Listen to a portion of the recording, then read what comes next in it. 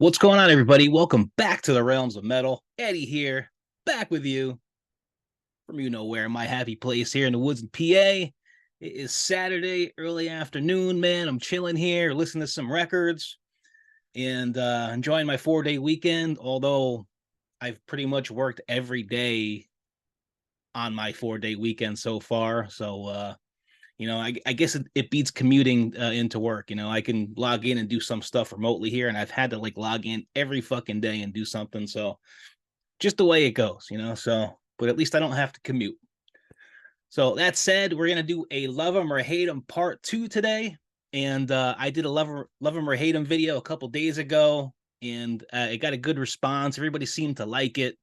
I got a lot of comments on that and a lot of emails at the realmsofmetal@gmail.com giving me more bands to actually put on this topic. So everybody seems to like it. We're going to do part 2 today, and there's many of these bands that we can go through. And just so you know, it's okay to have an opinion. People are commenting. I don't hate any bands. You know, great, but you're allowed to have an opinion. That's what makes talking about these bands great. They mean different things to different people, and nobody's wrong. I'm not wrong. You're not wrong. Like I said, bands mean different things to different people, and it's all good. I'm not going to crucify you for an opinion, and you know, I I welcome opinions like that, even if they're different than mine. It's all good. Trust me. So I did Ghost on the first video, and people have been busting my balls about Ghost, but I don't give a shit. I love Ghost. You give me anything you want. I could take it. So let's get at it. Uh, let's do 6 more bands today. So again, love them or hate them bands. I'm going to go into what people seem to love about them, what people seem to hate about them, and just kind of give you my take on these bands and kind of how I feel about them. So let's start with a real controversial one. Let's start with 6 Feet Under. Everybody probably knows 6 Feet Under. They're from Florida. Chris Barnes's band after he got fired from Cannibal Corpse. And it's like death metal slash death and roll, some groovy stuff in there too.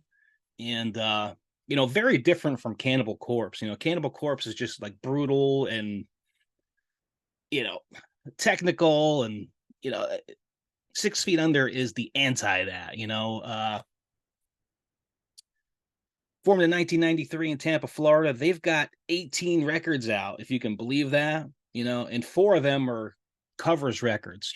He gets a lot of shit for those cover records. But what do I like about, or what do seem to people love about 6 Feet Under? I think Chris Barnes is a love him or hate him kind of guy, just like the band is. You either love Chris Barnes or you don't. Me, I don't love the guy. I don't have many too bad experiences with musicians, but years ago, back on the Bleeding tour, we went to see them down in New York City, me and a few of my friends. And as we were walking into the venue, he was standing there. We all had our Cannibal Corpse shirts on. It was 1994. We were 18 years old, maybe, 17, 18, I don't know. And we were walking into the venue, and he was standing there and like, hey, man, looking forward to the show. We're just casual. And he kind of like, he didn't even say anything to us. He just like rolled his eyes at us and fucking walked away. Like, what the fuck is up with that? Like, what a fucking asshole. Like, you mean to tell me that, you're that high and mighty that you can't even acknowledge a couple of fans that walk through the door, even if you don't want to hang out and talk with us, which we weren't looking for anyway. At least say, hey, man, thanks for coming to the show. Hope you enjoy it. Something like that. Appreciate you coming out, then walk away. Like, this motherfucker rolled his eyes and walks away. I looked at my friends, were like, what the fuck is this bullshit? But that's kind of like a microcosm of how people see this guy. I don't, I've never been a fan ever since then. I listened to his Cannibal Corpse era records, and I like them. I love them, honestly. I do listen to some of the 6 Feet Under stuff. I enjoy some of it. A lot of it is garbage in my book. But like the earlier stuff, I think is decent. Haunted was pretty good. Warpath was spotty. That was the second one. You know, there's some decent stuff on Maximum Violence. There's some decent stuff on True Carnage. You know, I love the collaboration with Ice-T. You know, he did a track called One Bullet Left with Ice-T. Anything with Ice-T makes things, you know, 100 times better in my book, you know. So I love that he did that with Ice-T. There's not much about 6 Feet Under that I love, you know. People seem to hate Chris Barnes, the guy, like I just said, you know, that's a big shtick for people. You know, I get that. He does not come off as a likable guy. I mean, I'm sure he was kicked out of Cannibal Corpse for a reason, right? You know, so like he couldn't get along with anybody, and you know, I totally got that when I fucking met him before he got the boot from Cannibal Corpse, so it was no surprise to me. Later on, like in 2012, he had that feud with Travis Ryan. You know, they were touring with Cali Capitation, and you know, he sucker punched Travis Ryan from Cali Capitation. In fact, I have something up from it here. So this is kind of like how it went down, right from Travis Ryan. He says here he couldn't handle the fact that we were destroying him nightly on merch and talk shit about us on stage last night. I went to confront him about that, and he sucker punched me as I was talking. He immediately ran out the door and fled to his bus like he does every night when the two fans that are left for their show are trying to get him to sign something. We're leaving because we have no interest in bringing more people to the Chris Barnes show. There was no fight. He punched me, ran away. A few people saw it. I just walked out and told his tour manager the deal, wrapped up the merch, and left. Just don't go to the show, and please get the word out. Cali Capitation is not doing this tour as we no longer wish to bring people to his show because it's his show. I totally get that. You know, he comes off like that to me too. More than enough people have drilled that fact into us. He says, what about showing some respect? I laughed and said, respect, and proceeded to tell him about the time where he spent all night with me outside their bus at the tail end of the Butcher That Birth tour in 93. You know, here's how it works. Punches, runs, does the Rocky dance like he's a badass on his tour bus.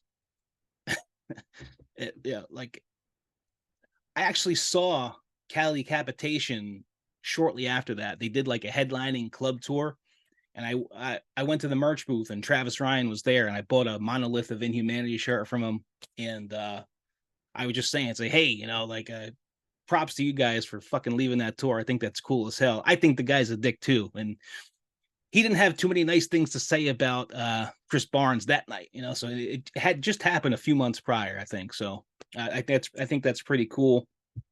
So yeah, difficult guy to kind of wrap yourself around as a fan, you know. So people hate the Graveyard Classics records, and I get that. They're covers records. He's done like 4 of them. You know, Graveyard Classics 2, he covered the whole Back in Black AC/DC album. It's like the dumbest thing I ever heard in my life. Graveyard Classics 4, he split it between Judas Priest and Iron Maiden covers. Yeah, nobody covers Judas Priest and Iron Maiden, so garbage in my book. So that's kind of how I feel about 6 Feet Under. You know, that's what a lot of fans I see like and dislike about them. So, you know, let me know what you think of 6 Feet Under. Love them, hate them. What do you like? What do you dislike about them? So, who we got next? Guns N' Roses, hard rock band formed in 1985 in Los Angeles. They've got 6 full lengths, and that should tell you all you need to know right there about my gripe with Guns N' Roses. But you know, what do people like about them? You know, Appetite for Destruction, same as me. I love Appetite for Destruction. I think it's a brilliant record.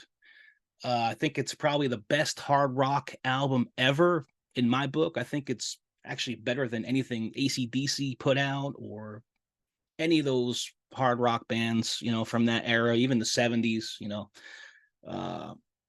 I love the attitude of that record. It's full of piss and vinegar and attitude. That's the way a hard rock record should be. It's raw, like it's not overproduced. I mean, that was what, 1987. So I don't think things were overproduced back then like they are now. But man, love the whole vibe of that record and the attitude and everything. I love Slash. I think he's a brilliant guitar player, super talented. I mean, that's really all I love about Guns N' Roses. What do people hate about Guns N' Roses? They hate Axl Rose. They think he's a dick. He's a conceited prick. I totally get that. Uh, let's go back to the Metallica Guns N' Roses tour in 1992 when Hetfield got burned by the pyrotechnics. Now, it was supposed to be like a co-headlining tour, but I think Hetfield had come out and said that Guns N' Roses was going to close the shows every night, and Metallica didn't care. And I don't think they had big egos back then. But they call it like the Montreal Riot. Hetfield got burned on the stage by pyrotechnics. He had to be rushed to the hospital. Guns N' Roses did not want to go on earlier than they were supposed to. Supposedly Axl was being a real fucking cock about it. And it was like 2.5 hours later that they finally got on stage and started playing. And you got like 55,000 people there, like waiting 2.5 hours for fucking Guns N' Roses to come on. And Hetfield said it in the interview, Axl and Guns N' Roses could have been the heroes of the night, came out and played, maybe played a little early and maybe played a longer set. And instead of playing earlier or longer, they came out 2.5 hours later and they shortened the set because they were unhappy with the stage monitors and the audio and all that stuff. And they fucking walked off the stage. Like, you gotta be fucking kidding me. So like a riot ensues. Fans are pissed off, tearing the place up. It's well documented. Hetfield talks about it, and he kind of said that touring with Guns N' Roses kind of showed us what not to do. I get that 1,000%. So people don't like Axl Rose because of that, and I'm not a fan of the guy either, to be honest with you.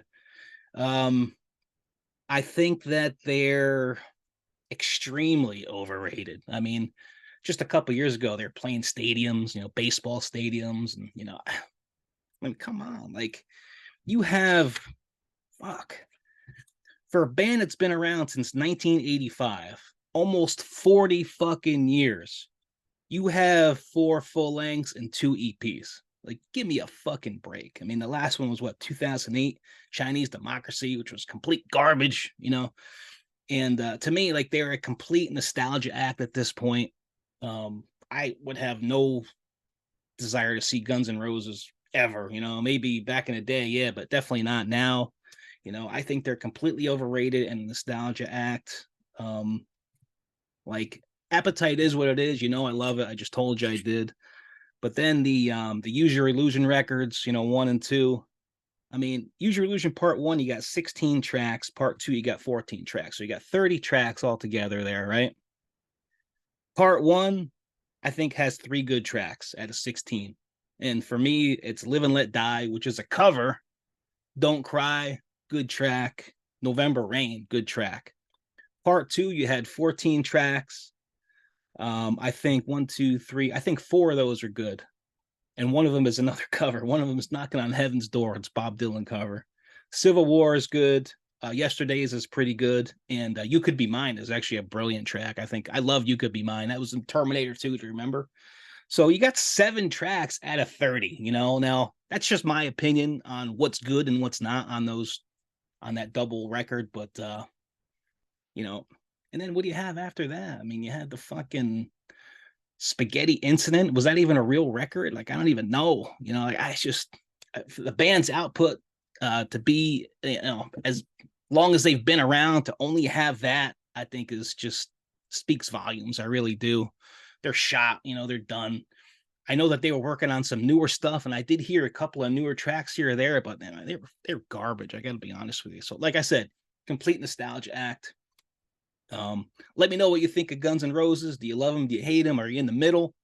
I'm in the middle with Guns N' Roses. Like I said, I do like some of the stuff, but for the most part, it's a fail for me. So you guys let me know what you think. So who we got left here? Let's do one of my favorite bands. Let's do Megadeth. Another love them or hate them band. We did Metallica on the first first video of this, and I thought it was fitting to put Megadeth on the second one. I think they fall into that, I love them or hate them, kind of like Metallica. And Megadeth is a thrash band slash metal band, thrash band in the beginning, just like Metallica, kind of went off the rails a little bit in like the mid 90s to the late 90s, got back on the tracks, and formed in 1983 in Los Angeles. They've got 16 full lengths out. And what do people love about Megadeth? They love Dave Mustaine, and the same could be said about what they hate about him. You either love Dave Mustaine or you hate Dave Mustaine. To me, I love the guy. He's one of my thrash metal heroes. I have met him a couple of times, and he was great. Like, I got no problems with him.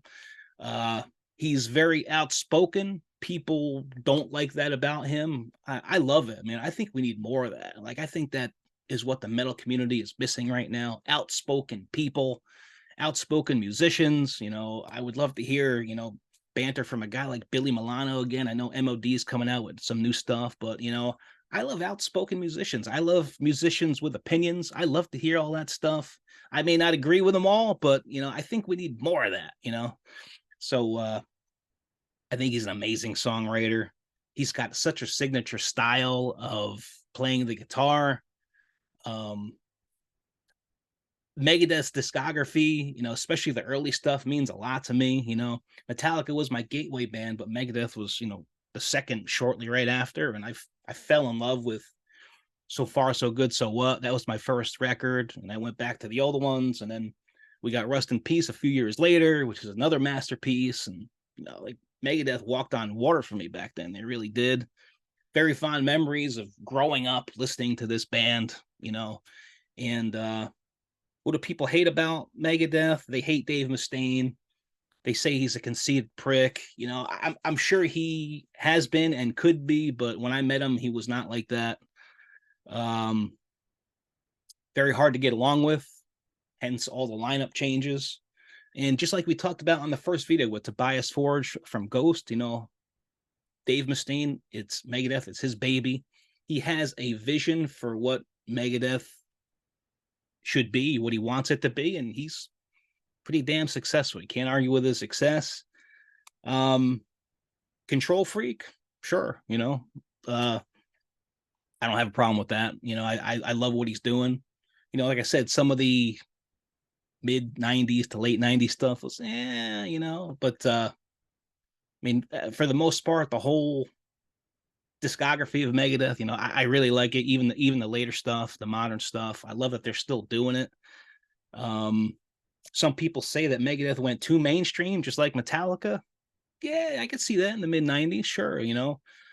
Countdown to Extinction was kind of his answer to the Black Album, and I hate that. I felt that there was no need for that. Like, they were coming off a Rust in Peace, brilliant record. They were on top of the world.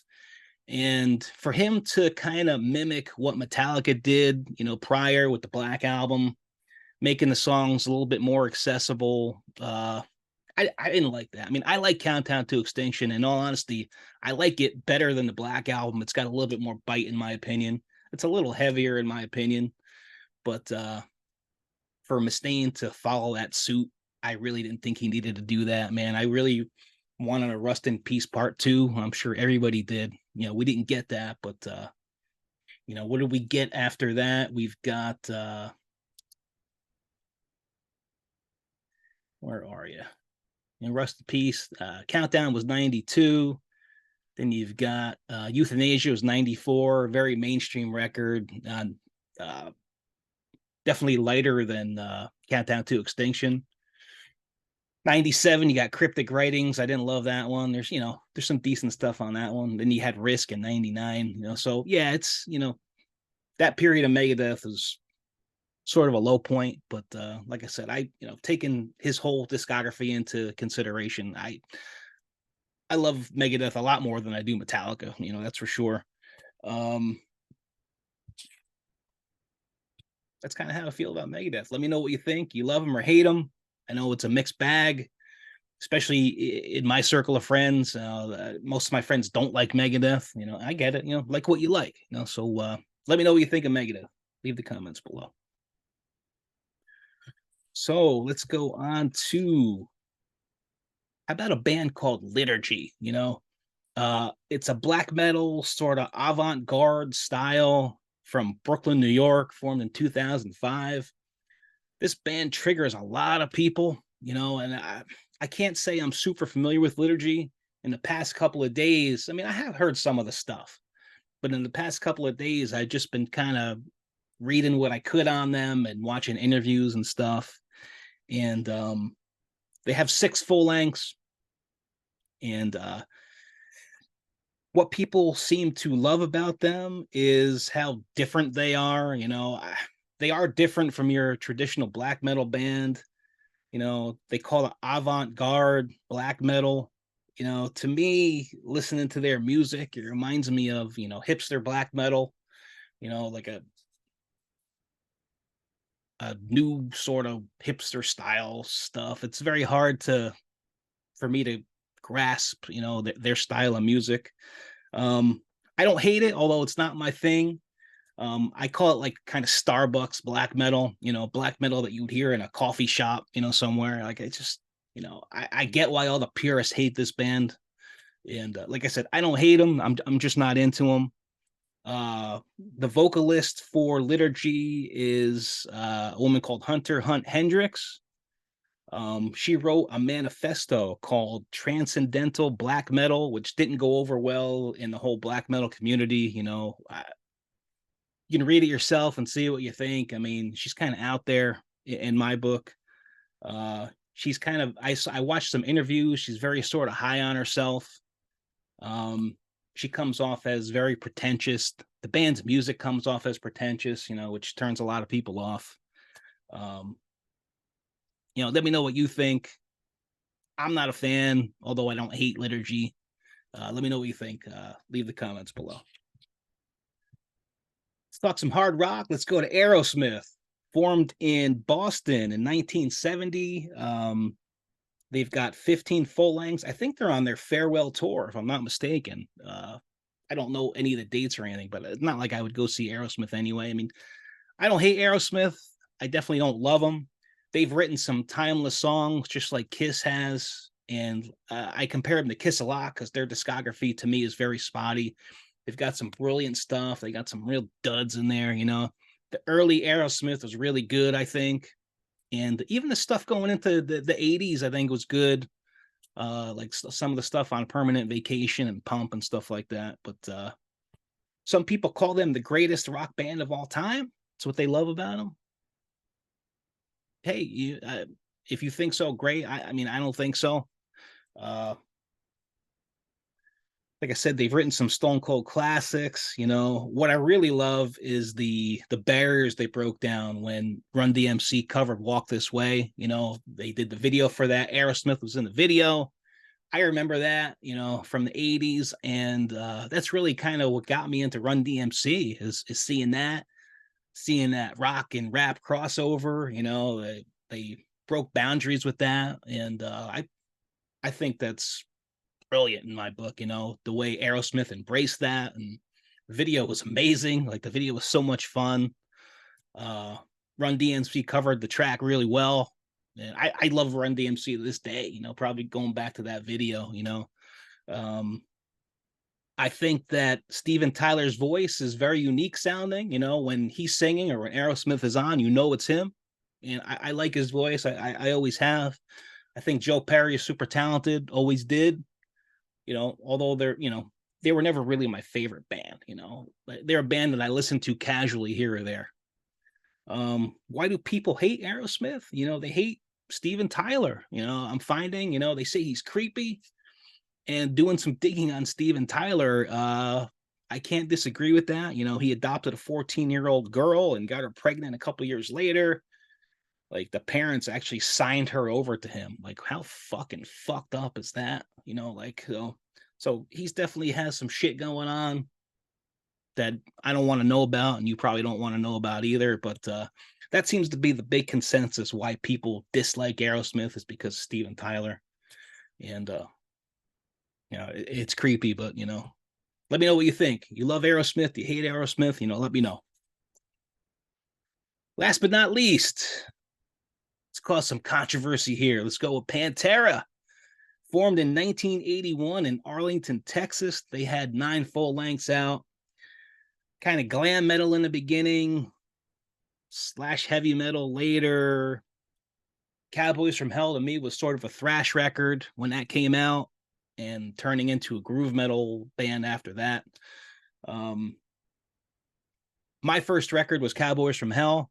I got it on that Columbia House deal where, if everybody remembers, you like send in, a few bucks and they send you like 15 CDs, and then they would send you like, a CD a month or whatever that you had to pay for. But in the beginning, you got like 15 CDs like in a box. That's where I got Cowboys from Hell, from that catalog. And I remember putting it on for the first time. It was the first time I heard Pantera. I put it on my list as a whim, thinking it's something I could like. And I loved Cowboys from Hell when I was a kid. I didn't hear any of the prior stuff back. I don't even know if that stuff was around back then. Like, I never saw it in any record stores. Like, the first Pantera that I got was Cowboys from Hell. And I didn't know there was anything else prior to that until years later, honestly.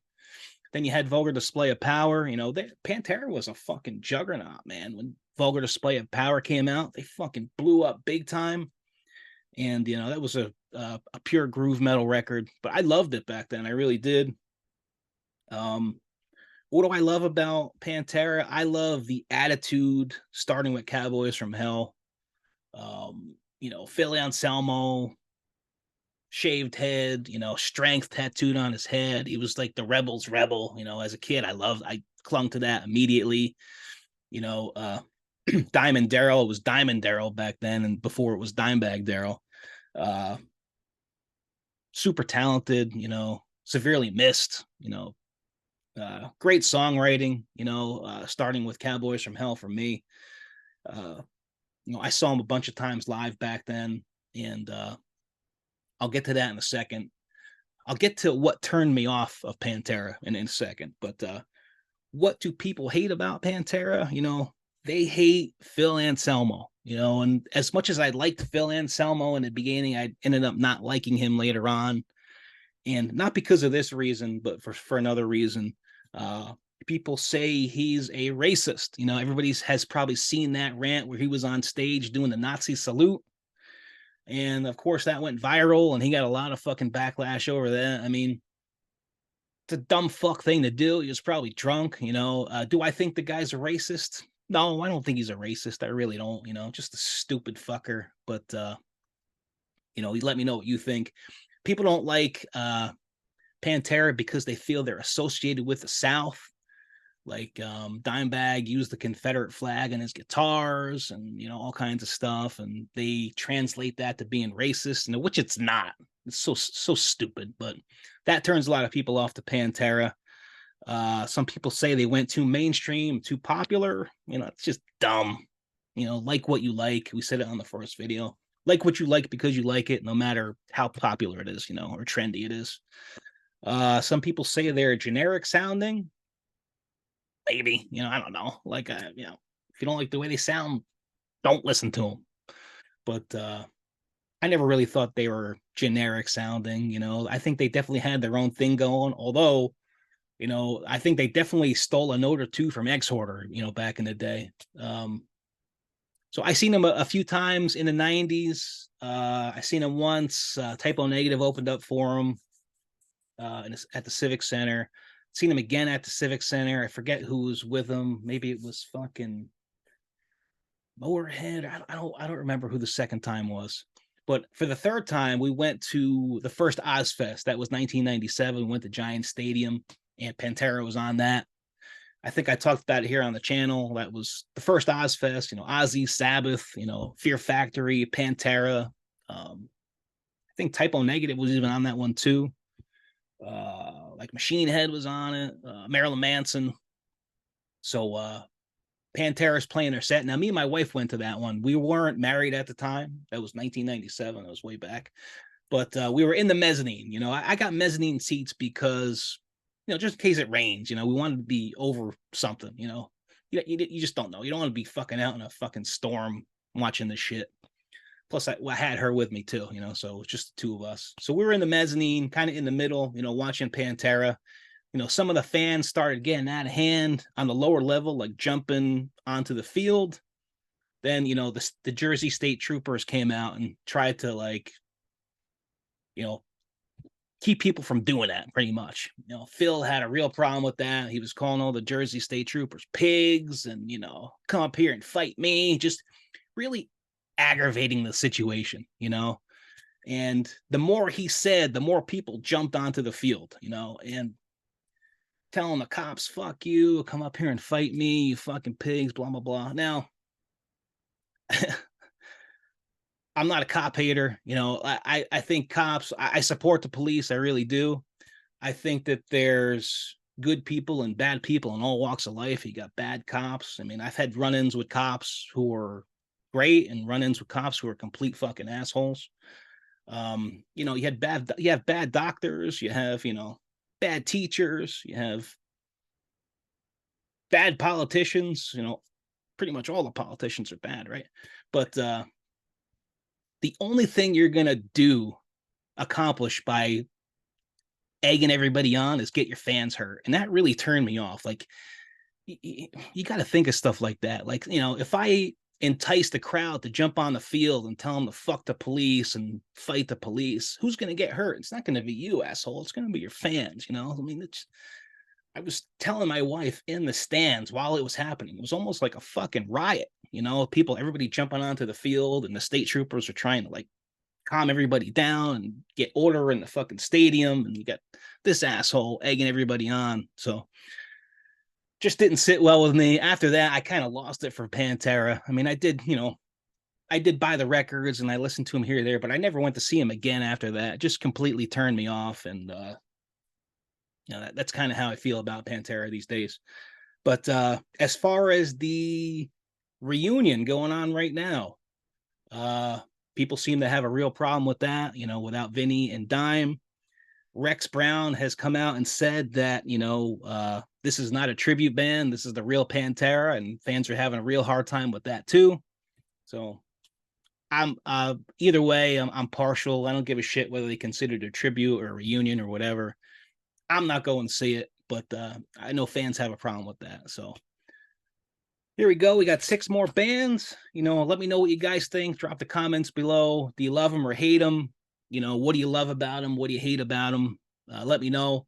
Throw me some more bands. I've actually got a bunch of bands that we haven't done yet, but if you have any in mind, throw them down. Let me know. We'll talk about them. And that's all I got for now. Thanks for hanging with me on a Saturday here at the Realms of Metal, and we'll see you guys again real soon. Have a killer rest of the night.